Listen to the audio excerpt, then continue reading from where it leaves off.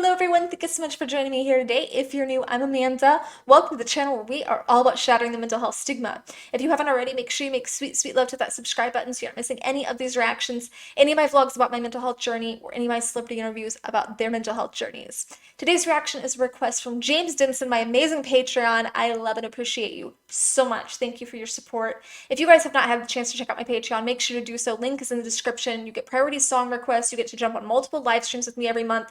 You get behind the scenes pictures and video, personalized pictures, and so much more. Make sure to check that out. All of it goes toward my mental health outreach, and I'm excited to be working on a big new project, so I am so biting at the bit to tell you guys more about it, but soon, young grasshoppers, soon.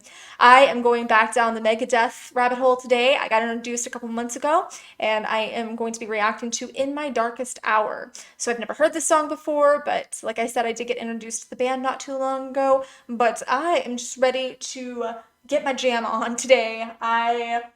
I welcome whatever emotions come. I've been a little bit all over the place this week. Vlogs coming soon, but I'm just gonna jump in, take what comes. I love it. Let's do it.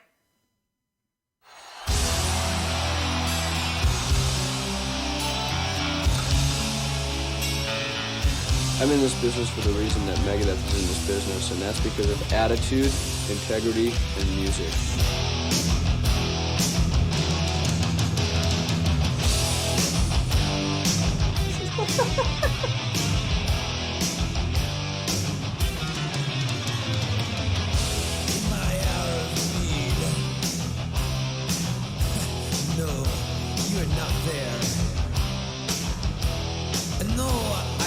Out for you.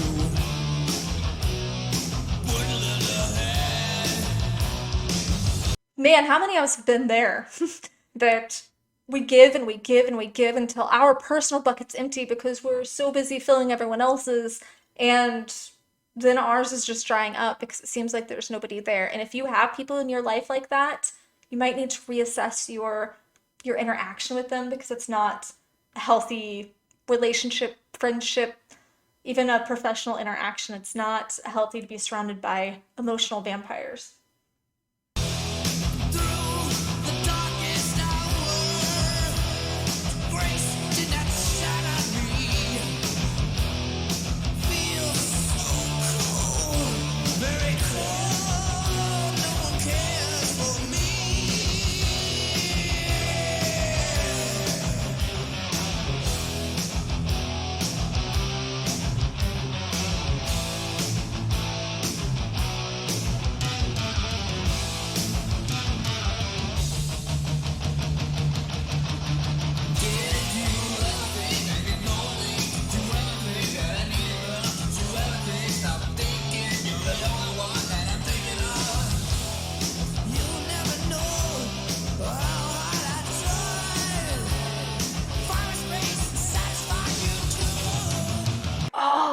That one hits because I have been in many relationships where I tried to hold on to my own identity while fulfilling the other person, but the other person seemed to want to in some way alter my identity, and I don't think they always do it intentionally, but I end up losing a great deal of myself. I know there's so many people that are gonna be able to relate to that, where you feel like you're losing a great deal of yourself because you're in a one-way relationship, and I think it's very important to realize when a relationship's unbalanced like that, because it can get very lonely. It can get very cold and isolated, and you feel like the other person didn't care about your needs, didn't care about the fact that you needed love or that you were lonely.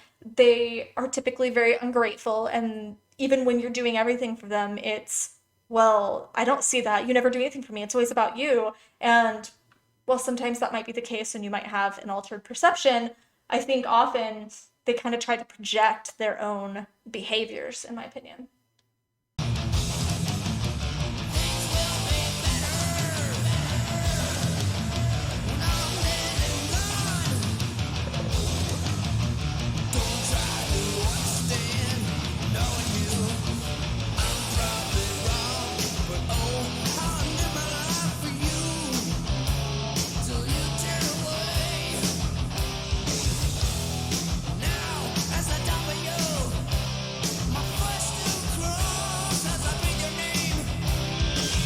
Isn't that weird when you're in that place where this person is hurting you so much that it does feel, sometimes for me, it feels like my skin's on fire because I'm just hurting so much. And you don't even want to hear their name, you don't want to think about them, you just feel sick to your stomach. But then at the same time, you are still willing to die for them. You still love them, you still care about them.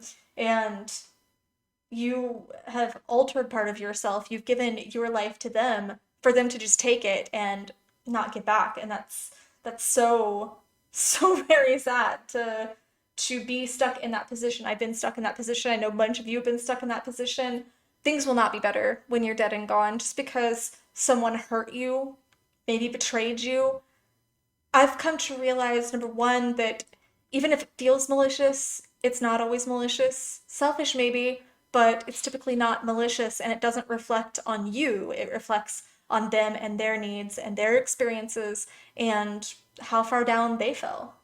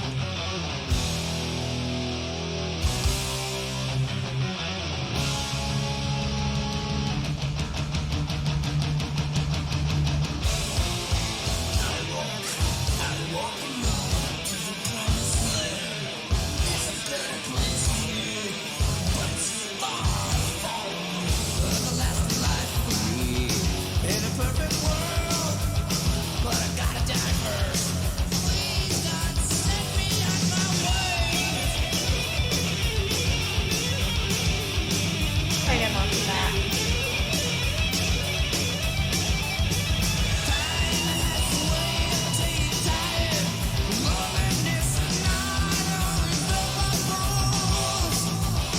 Okay, I'm gonna stop there for a second because there's a lot to unwind, and I don't want to be forgetting it. Because in my reaction to Snuff, there was a couple really important things that I forgot to touch on, and I don't want to do that here in this song. But I think there was a couple ways to take that last verse where he's saying, "Alone, alone I walked to the promised land."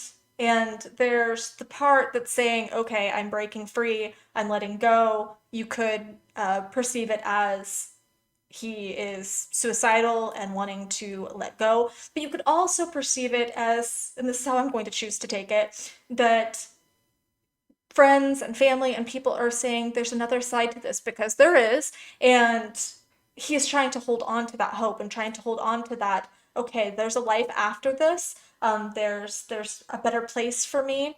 And like I said, it can be perceived of I want to go to a better place. But I'm perceiving it as, there is another side to hurt after a relationship, particularly a relationship that zaps the energy out of you and sucks out your soul in many ways. But it can be far away, and you do have to take time for yourself and take time to get back to who you are and rebuild yourself. So it is far, far away, and it's hard to really pick apart the everlasting life for me, because again, it could be everlasting life as in my life goes on, or everlasting life as in I let go, and there's another actual life, as some people believe, after this one.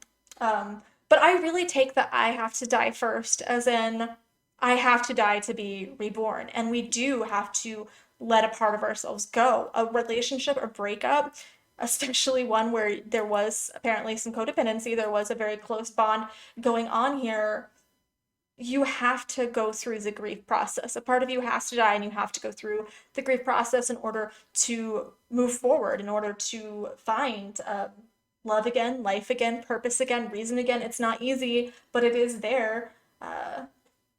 But the loneliness is not felt for fools. I really did want to touch on that, because a lot of people think, I'm mourning, I'm in this place, I'm hurting, I shouldn't be. She cheated on me, or she treated me badly, or she was nasty to me, maybe she was abusive. And while those might be true, and those might be reasons to get out of the relationship, that doesn't make it hurt any less. That doesn't make the grief any easier. That doesn't make the loneliness any less valid. Those things are still going to happen. That's totally normal.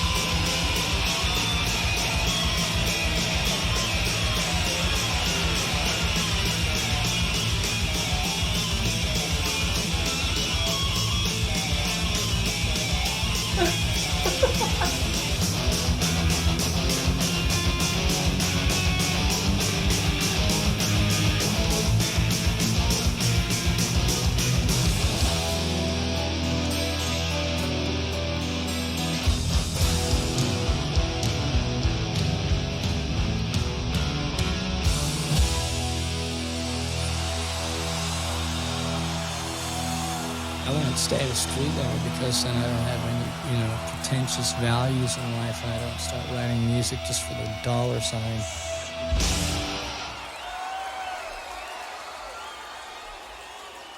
They're all getting super crazy up in there. I almost forgot what concerts and stuff were like since we've been confined for a while. I miss going. I got to crowd surf for the first time in 2019, just before the pandemic, actually. It was so much fun. I enjoyed it.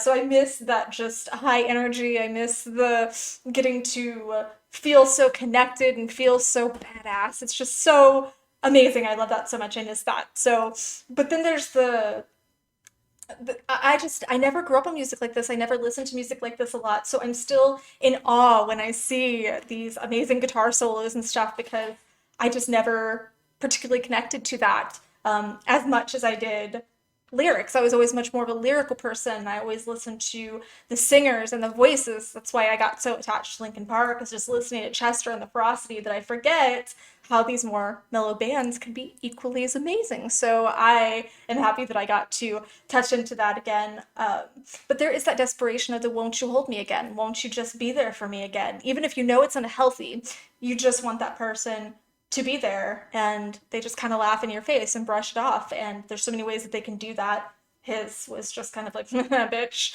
And it can feel like that where the person's just saying, yeah, right, are you serious? Brush you off. And that's one of the most brutal feelings I've ever felt in my life, is where you're trying to reach out and open your heart to someone and they just completely brush you off like you're nothing. Um, I do feel like I've been in the place before where all of my life work is built on the past, and I'm still working on getting unstuck from some of those patterns and working on letting go of the past and what's not serving me. That's a beautiful place to be in and a beautiful skill to practice. And it is a skill to practice because it's not something that we are really taught to ever do. So it's become normal for us to latch onto the past, and that's how we get in situations like this. The good thing passed away. The good in the relationship, that thing that we look back on when we are especially freshly out of a relationship, we'll sit there and we'll replay all these good things, all these amazing things, and we almost have blinders to all the negativity and toxicity and reasons that the relationship didn't work out, whether it was your choice or the other person's choice. There's always reasons that it didn't work out. And I just want to say, there's some pretty clear signs if you're in an unbalanced relationship, if you're constantly feeling insecure, if you spend time around the person and you're still feeling empty, if there's really just a lack of general communication, or when you do communicate, you just feel heavy, you feel angry, you feel unheard, or maybe you just feel like the person is not wanting to talk at all, or they're dominating the conversation. That's a couple of signs. If you just constantly feel resentful because spending time around this person is making you feel unfulfilled. Those are all pretty crystal clear signs that you're in an unbalanced relationship, like this song's talking about. And there should be equality and mutual respect in a healthy relationship. And if you're not getting that, by all means, you need to be honest and communicate and talk to your partner. But if your partner isn't willing to have a conversation about how you're feeling, about that you're feeling that the relationship's unbalanced, then it might be time to start looking for an exit strategy. But people don't understand that relationships and marriages and even friendships, when they end, we process it like death, and we still have to grieve that. We still have that grieving process. It's absolutely no different. We still go through the denial, anger, bargain, depression, and acceptance. And it takes sometimes very long times to go through those different stages, particularly to get to the acceptance. And sometimes people spend more time in one than the other. Sometimes people kind of skip them, or they don't spend a lot of time in one. It goes by pretty quickly, but those are the stages that we have to go through, and that's clearly what it's talking about, is going through those stages to get to a point of the good thing passed away. This relationship is dead. Maybe your love's not dead, but the relationship itself is dead. Guys, as always, good, bad, and crazy. Share your mental health stories, your breakup stories, your stories in general, your truth. You have all of the space here to share without judgment. You are safe, you are seen, you are heard. I love you guys. Also, make sure that you share this video. You never know who might need to see it. Like, I love you guys so, so, so, so much. Mwah.